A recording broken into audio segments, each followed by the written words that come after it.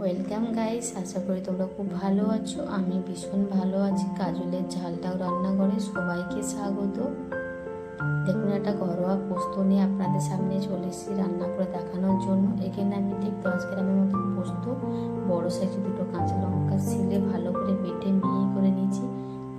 এটাকে আমি একটা পাত্রেতে তুলে নেব।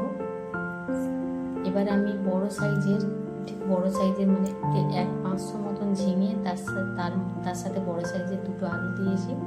আলু ঝিঙেটা আমার একসাথে কাটাটা উচিত হয়নি, আপনার আলুটা আলাদা করে কেটে নেবেন। আলুটাকে আলাদা করে ভাজতে হবে। এখানে আমি 2 চামচ সর্ষের তেল দিয়ে দিয়েছি, তার উপরে কালো জিরে দিয়ে দিচ্ছি।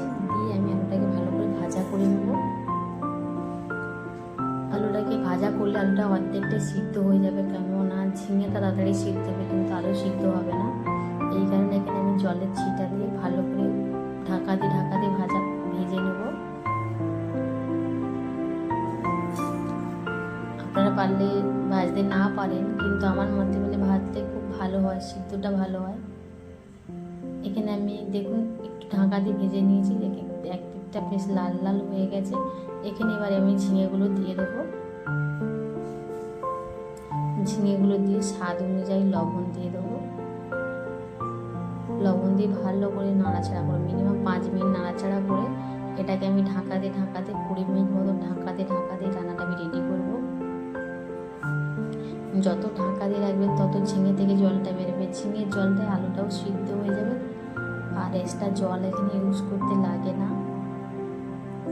আপনারা প্লিজ এইভাবে বাড়িতে একবার ট্রাই করে দেখবেন, সত্যি খেতে খুব ভালো হয়। দেখুন কতটা জল বেরিয়েছে, এখনো জল বেরোবে কারণ ঝিঙেটা ঠিক মতন সিদ্ধ হয়নি।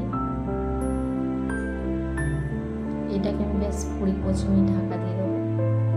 15-20 মিনিট হয়ে গেছে। আমি এবার ঢাকাটা খুলে দেখি কতটা কি। কিন্তু দেখুন ঝিঙেটা গলে গেছে, আলুটা প্রায় সিদ্ধ হয়ে গেছে। এবার আমি এর উপরে দেবো পোস্ত বাটা দিয়ে আমি খানিকটা নাড়াচাড়া করে কাঁচা সর্ষের তেল দিয়ে এটা আমি লাভিয়ে ফেলবো।